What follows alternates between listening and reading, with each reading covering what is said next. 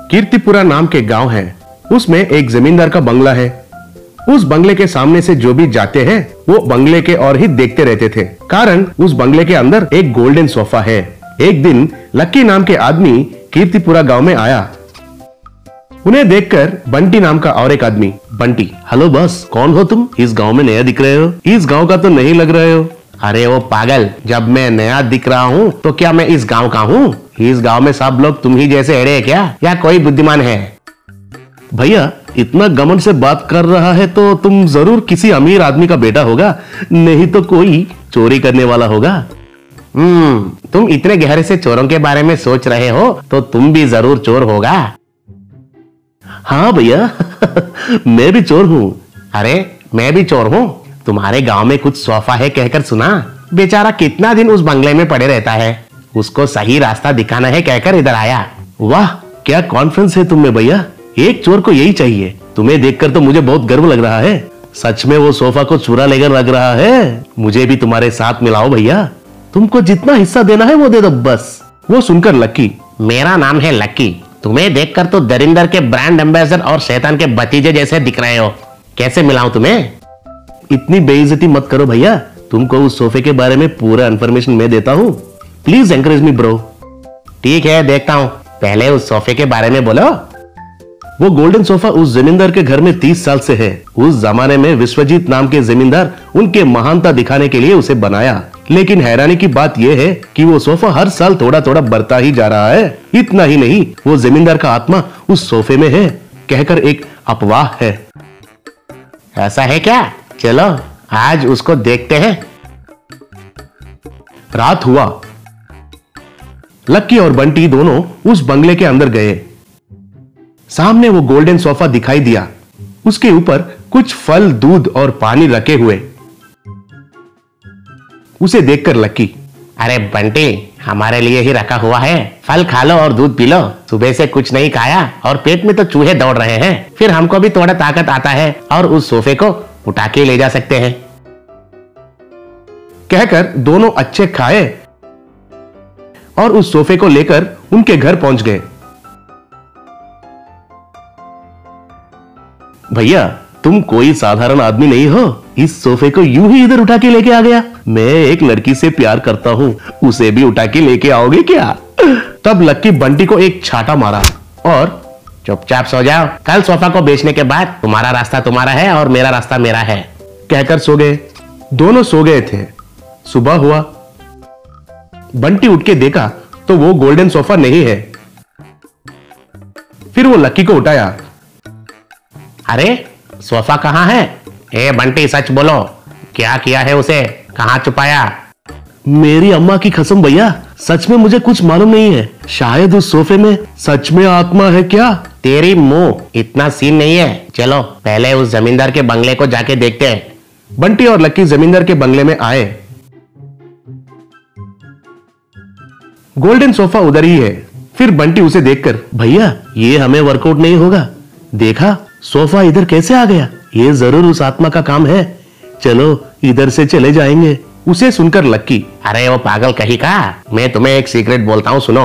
वो सच में जमींदार का गोल्डन सोफा नहीं है, लेकिन उसमें बहुत सोना है। असल में उस सोफे में आधा हिस्सा मेरा है। शहर में उस जमींदार का बेटा और मैं अच्छे दोस्त हैं, दोनों चोर भी हैं। एक बार शहर में एक बड़ा सा गहने के दुकान को चुराया और वो उन गहनों को मुझसे चुराकर उनके घर में उस गोल्डन सोफा में छुपाया और मुझे पुलिस के हवाले कर दिया। अब मैं जेल से छुटकारा पाकर उस सोफे के लिए आया।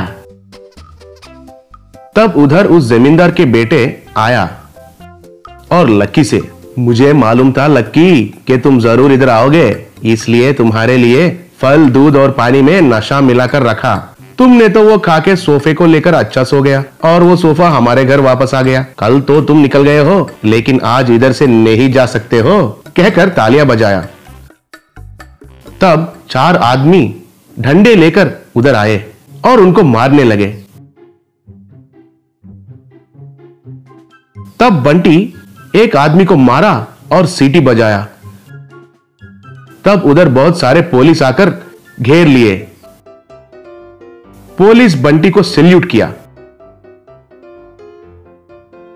तब बंटी लक्की और जमींदार के बेटे से। अरे वो साथी चोर, तुम दोनों को मालूम नहीं है कि मैं उस गहने दुकान चोरी केस को सौदा करने वाला पुलिस ऑफिसर हूँ। बेटा लक्की, तुम जेल से भागे नहीं हो, हमने ही तुम्हें भागने दिया उन गहनों के लिए। कहकर ऐसे से उस गोल्डन सोफा को चेक करो। तब ऐसे जाकर उस सोफा को चेक किया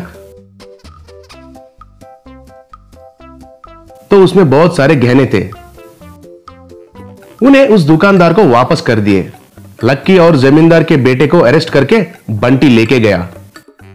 बंटी को गहने दुकान का मालिक धन्यवाद किया। एक गांव में राणा नाम का आदमी रहता था। राणा क्या व्यापार करना है बहुत सोचने के बाद नजदीकी बैंक से लोन लेकर एक जेसीबी खरीदा। राणा की पत्नी शीतल उस जेसीबी के टायर के नीचे नींबू रखा। राणा उसे कुचलकर उसका व्यापार शुरू किया। राणा कुछ दिन उसका जेसीबी को सेंटर में रखकर सभी को पैम्पलेट बांटा, फिर भी एक भी बुकिंग नहीं आया। कुछ महीनों के बाद शीतल, क्यों जी, जेसीबी बिजनेस अच्छा है सोचकर इतना खर्चा करके खरीदा, अभी तक एक भी बुकिंग नहीं आया। बाजू के बैंक में से ईएमआई बोरो करके नोटिस पे नोटिस आ रहा है जी, अभी क्या करेंगे जी?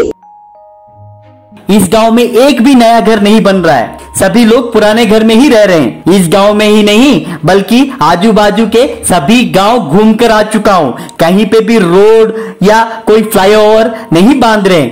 उनके ऊपर भरोसा करके जेसीबी खरीदकर पूरी तरह से डूब गए। अभी इसे आधे दाम में ही खरीदने वाला भी कोई नहीं है। क्या करना है मुझे कुछ समझ में नहीं आ रहा है। जेसीबी सिर्फ कंस्ट्रक्शन के कामों में ही उपयोग आता है जी, और किन किन कामों में इस्तेमाल हो सकता है वो थोड़ा सोचिए। घर में खाने का सामान भी खत्म हो रहा है। राणा दूसरे दिन जेसीबी को एक ऑटो स्टैंड में रखा। आओ भाई आओ, जबलपुर, केदारपुर, अमीनापुर, कोई भी गांव हो, टिकट सिर्फ 20 रुपए। आओ भाई आओ, जल्दी से जेसीबी में चढ़ो, जेसीबी के डब्बे में भी बैठ सकते हो, कहकर चिल्ला रहा था। एक आदमी आकर, क्या है तुम्हारे जेसीबी में बैठकर गांव जाना चाहिए, तुम 20 रुपए में लेकर जाओगे? ठीक है, पर ये 20 किलोमीटर की स्पीड पे भी नहीं जाएगी। इसमें चढ़ा मतलब मेरे गांव जाने के लिए आधी रात हो जाएगी। पर ये क्या गंदी सोच है तुम्हारी? ये डीजल कितना पिएगी मालूम है तुम्हें? इसे शेयर ऑटो बनाकर घूमेगा तो तुम्हें नुकसान ही नुकसान होगा। हाँ सही है आपकी बात, ये तो मैंने सोचा ही नहीं था। वैसे ही राणा का कर्जा रोज रोज बढ़ता ही जा रहा था। एक दिन एक बच्चा राणा के पास आकर, अंकल, हमारे स्विमिंग पूल में एक बहुत बड़ी मछली आ गई है, आप आकर उसे थोड़ा बाजू में कर देंगे? मेरे पापा को कहकर आपको पैसे दे दूंगा। बाप रे, बहुत समय के बाद मेरे जेसीबी को बोनी लेकर आया है, तुम्हें बहुत थैंक्स है बेटा। राणा वैसे जेसीबी से स्विमिंग पूल में से बड़ी मछली को निकालकर बाहर फेंका। वो बच्चे के पिता ने राणा को पैसा दिया। राणा ने उस पैसे को आंखों से लगाकर नमस्कार करके चला गया। वैसे राणा उस मछली को जेसीबी में डालकर फिश मार्केट में लेकर गया। नानाराम नाम का एक फिश व्यापारी उसे रुकाया। ये मछली तुम्हें कहां पर मिली है भाई? ये बहुत ही कीमती मछली है, सिर्फ बाढ़ के वक्त ही समंदर से बाहर निकलती है, इसे मुझे बेचो, तुम्हें 10,000 रुपए दूंगा। राणा ने खुशी से ठीक है कहकर व्यापारी को मछली दे दिया। उसे पैसे देकर, इस तरह की मछलियां तुम्हें मिलने पर किसी को मत बेचना, मेरे पास ही लेकर आना। तभी राणा को एक आइडिया आया। उस दिन से राणा उसके जेसीबी से उन मछलियों को पकड़ना शुरू किया। मछलियां आकर उस जेसीबी के डब्बे में गिरने लगी। वो देखने वाले बाकी लोग आश्चर्य से देखने लगे। राणा जेसीबी को मछली मार्केट में लाकर मछलियों को उन्हें बेचता था। राणा को कभी कभी बड़ी मछलियां मिल जाती थी और उन मछलियों को राणा लाकर नानाराम को बेचता था। ऐसे जेसीबी में रोज टन के हिसाब से मछलियां गिरने पर राणा ने बहुत पैसा कमा लिया। एक साल में ही बैंक का लोन भी चुकता हो गया। वो देखकर शीतल बहुत खुश हुई। राणा उसे रास्ता दिखाने वाले बच्चे को हर महीना कोई ना कोई खिलौना खरीद के देता था।